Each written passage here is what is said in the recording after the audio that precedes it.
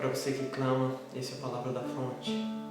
Hoje eu gostaria de ler com vocês o capítulo 2 de Atos, um texto que fala sobre o dia de Pentecostes, o derramado Espírito sobre os apóstolos, a igreja de Cristo. E eu sinto que muitas vezes, como nós que nos professamos pentecostais, quando nós lemos esse texto, nós temos uma tendência a ler ele com o filtro dos nossos dias de hoje. Nós olhamos para esse acontecido com esse filtro de como nós fazemos a coisa hoje. Mas a verdade é que a igreja, no decorrer dos anos, tem mudado muito a maneira de como se faz as coisas, de como se pensa até em algumas questões bíblicas. E eu penso que a maneira que a gente tem para fazer, para a gente não cair em uma cilada de repente ir para um caminho errado ou outro, é sempre voltar para o livro, voltar para a Bíblia e ver o que a Bíblia fala sobre isso realmente, e pensar e entender o que o texto está dizendo. Quando a gente começa o texto de Atos 2, a gente vê que havia ali em Jerusalém muitos judeus tementes a Deus. Esses judeus, essas pessoas são judeus que foram dispersos na época do exílio, pessoas que mesmo quando o povo voltou para Jerusalém, eles continuaram em outras nações. Então essas pessoas falavam outras línguas, mas eram de famílias judias, pessoas tementes a Deus, que conheciam o Torá, que conheciam a Bíblia, que conheciam o rei Davi e todas essas coisas, os profetas. E a Bíblia diz lá no versículo 5 que esses homens começaram a ouvir os discípulos falando em línguas, e ouviram eles falando na língua das nações da onde eles vinham. Essas pessoas tinham vindo do mundo todo, e algumas pessoas acharam até que eles estavam bêbados por causa daquele alvoroço todo. E a partir desse momento Pedro começa a pregar para esse povo. E eu quero chamar a atenção para você para o teor da pregação de Pedro. Pedro começa falando, não, nós não estamos bêbados, esses homens não estão bêbados.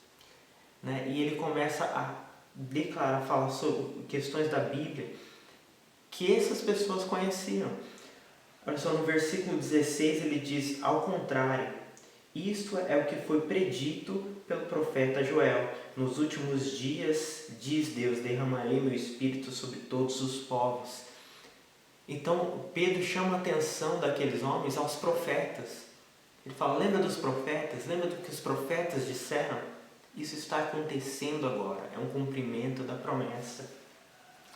E mais adiante, Pedro diz, a respeito dele, falando de Jesus Cristo, Pedro diz, a respeito dele, disse Davi.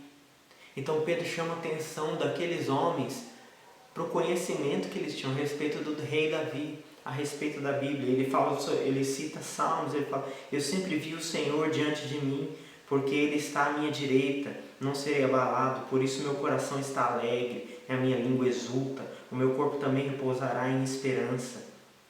E o texto continua falando, e no 29 Pedro diz, irmãos, posso dizer-lhes com franqueza que o patriarca Davi morreu e foi sepultado, e seu túmulo está entre nós até o dia de hoje. Mas ele era profeta e sabia que Deus lhe prometera sob juramento que colocaria um dos seus descendentes em seu trono. E Pedro vai sempre apontando nas Escrituras para Jesus, como as Escrituras estão apontando para Jesus. E no final dessa pregação de Pedro, no dia de Pentecostes, no versículo 36 ele diz, portanto, pensando em tudo isso que eu falei, juntando tudo isso que Pedro falou, portanto, que todo Israel fique certo disso, este Jesus a quem vocês crucificaram, Deus o fez Senhor e Cristo. E aí a palavra de Deus diz que quando ouviram isso, foram aflitos em seu coração e começaram a perguntar sobre como eles poderiam fazer para receber a salvação. Então olha só, uma pregação no dia de Pentecostes, onde o Espírito foi derramado. Se você ler essa pregação, ela é puramente teológica. É uma pregação baseada na história de conhecimento bíblico. O que disse os profetas, o que disse o rei Davi, o que a história de Israel nos conta, o que a Bíblia nos conta, e somando tudo isso a gente vê que isso aponta para Jesus. E onde entra o Espírito Santo nessa questão toda? Na inspiração de Pedro, né? A inspirar Pedro, conhecedor das Escrituras, né? Ao conhecer essas Escrituras, Pedro conhecia tudo aquilo que ele estava falando e neste momento o Espírito lhe inspirou, né? Para pregar sobre aquilo que ele já conhecia, para pregar sobre aquele entendimento que ele já tinha. E é o Espírito que visita os homens que estão ouvindo também. Mas o que eu quero chamar a atenção aqui é que a palavra arrependimento na Bíblia, em grego metanoia, significa mudança de mente. E parece às vezes que nos nossos movimentos pentecostais o pensar tem ficado cada vez mais distante. Né? A gente acha que o pensar sobre a Escritura, que o ler, que o apontar para a Bíblia, a exposição de um texto bíblico, né, de maneira bem feita, que isso vai abafar o espírito. E na verdade aqui, na pregação de Pedro, foi isso que contribuiu para que as pessoas fossem aflitas em seu coração, ao ouvir essa pregação e queressem se arrepender. Então Deus usa, né, através do seu Espírito, Deus usa a pregação da palavra.